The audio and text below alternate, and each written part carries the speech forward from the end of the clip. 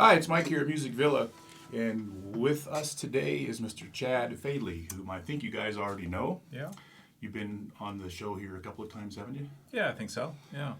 So Chad actually works here at Music Letter with all of the sales of the guitars that we've been promoting and we've been demoing. So any thoughts or comments before we start the lesson about how things have been going with sales or what people should do if they want to contact you? Well, it's been going really well. I've been talking to a lot of folks over the past, I've been here about a little over a year now, and got to know a lot of people, and, emails have been coming in, phone calls. I'll be the guy answering the phone and answering most of the emails too, so yeah, keep them coming. Yeah, so whenever you have a question and you see the email on the Acoustic Letter site, this is the man who you'll be talking to, so feel free to give him a holler and talk instruments. So we've been getting a lot of comments on the site as well about people asking questions about buying instruments and stuff. So now you can put a face to a name. So there you have it. We wanted to talk a little bit about playing together. So we're going to do a couple of series of videos, not all just this one. We'll do a couple today, and then we'll stream those as we go. But for this first one, we wanted to talk about the idea of rhythm and the importance of being able to play, especially as a duet, when you've got two instruments, guitar and mandolin in this case, which is really cool. Sort of the idea of backing each other up and the importance of the role of playing rhythm. Hopefully we captured some of that when we were doing what we were doing.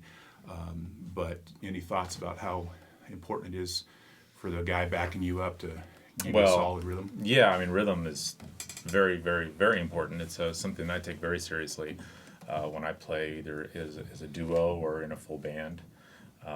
In a full band, you'd usually have a bass player that certainly helps round out the sound, but you can still have a full rhythm section with just a duo. Yeah. Yeah. One thing to note, so we can kind of get started on this, is maybe talk a little bit about the roles independently. You mentioned having a bass player. So traditionally, the bass player would sort of hold down what we call the bottom end, if you will, and playing on beats 1 and 3. Mm-hmm. And the mandolin has sort of the snare drum role, if you will, by playing on 2 and 4. So maybe you could talk a little bit about that chop, that 2 and 4, what that really is. Yeah, that's exactly it. I'm like the drummer in the band, where I'm playing the more percussive. So we'll just do something on G, and I'll just play a simple boom chaka type of rhythm, and then you just maybe lay down a 2/4 chop kind of a thing. Sure.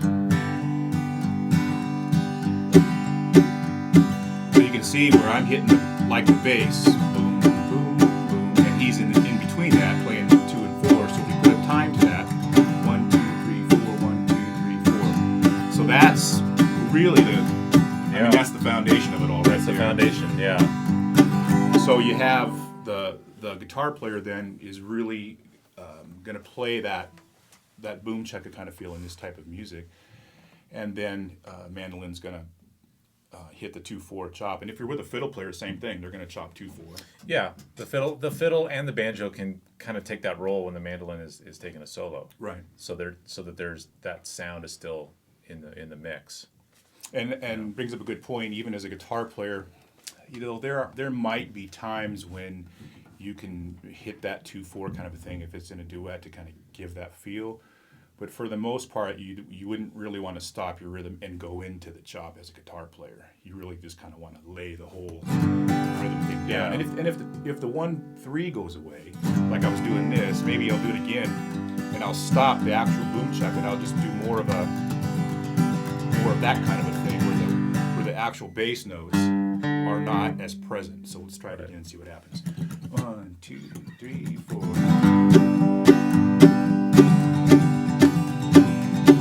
So now I took away the bass notes, but the feel is still there because that 2/4 chop really gives you that percussive sound that we like.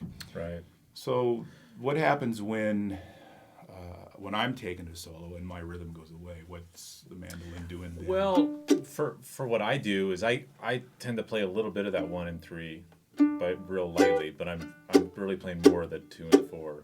So I'm playing a little bit of just to kind of keep my. So you're getting sort of like what we just did. If I go.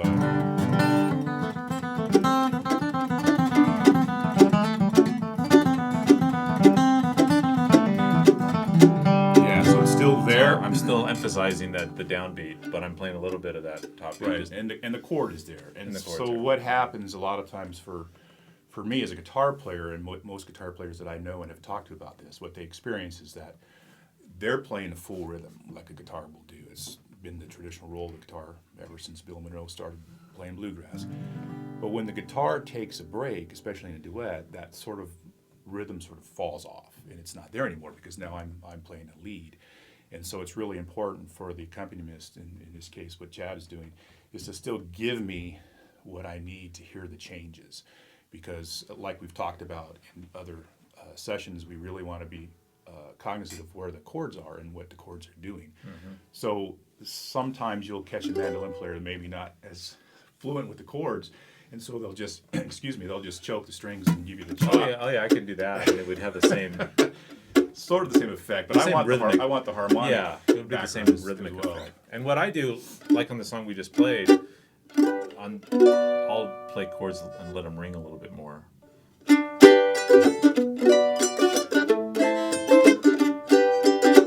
Yeah, there you go. So I'm still playing in time. The overall feel is still there, but I'm letting it ring a little bit more to fill out that sound when it's just the two of us. Right. I'll do stuff like that sometimes. And I think the other thing to really be aware of on rhythm, and what I know as a lead player, what I would want, I'm sure the same with you, is to really make sure that the timing is tight, so that when the chord changes, when that downbeat comes into play, you're hearing it. You know that it's the worst thing can happen is I forget to change chords and I come in late or something, and it can really just mess everything up. Yeah, for So sure. a really solid sense of time, and it's hard to do sometimes as a duet when you have the whole band, when there's a bass player and everybody's got their role. It really tightens it all up. But when you're playing together like this, you have to be aware of all of those things. So what else? Sometimes, if you notice, when in the video, I did a couple of walking on the lead up into the chord change. That's helpful. It's very helpful to hear the change coming. Right. And it also gives the song a little bit of drive, and it adds some character to it. Okay. I like hearing that kind of stuff. So we wanted to just talk briefly about the idea of rhythm, and make sure that you're aware of when you play together that you're in agreement on the tempo, the sense of time, the whole groove or the feel of the song, and what the independent roles are. Playing the chords, giving the bottom end, walk-ups, chops, still giving some harmonic cover, if you will. That's about it. What else? You got any other thoughts? Or That's pretty much the basics of it, for duet playing. I guess the one thing I would add is in a full band with a bass player, I tend to listen to the bass player actually more than the guitar player. No offense, but no, absolutely. But that's what I listen to as the mandolin player, because the guitar player is doing something kind of in between what we're doing, but it's really the bass and the mandolin playing both sides of that beat. Right. So that's the one thing I would add about that in a full band. Great. Well, thanks for dialing in today and listening to this. If you have any questions, feel free to give us a shout. Both Chad and I monitor the boards, if you will, as far as any of the posts and stuff. So feel free to ask a question or so. But just be aware of your sense of timing and rhythm and groove. Those things are so important as to how the song is going to develop and how the overall feel of the song. I think sometimes if I listen to recordings of certain players or I see people at jams or different shows, it's not so much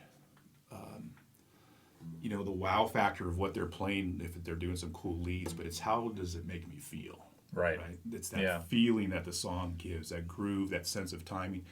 If everything is tight, if the timing is really good and the groove is there, then what you do with the melody and how you improvise or do those other things, actually, to me, is kind of second place. Because I want to walk away feeling good, and that's what music is supposed to do for you. So the flip side of that is if the wow factor is there with the solos, but the rhythm is kind of off, it doesn't feel as good. It doesn't feel as good. So, yeah. Anyways, that's about it. So thanks for watching, and we're going to do a couple more, and we'll see you at the next video. Thanks.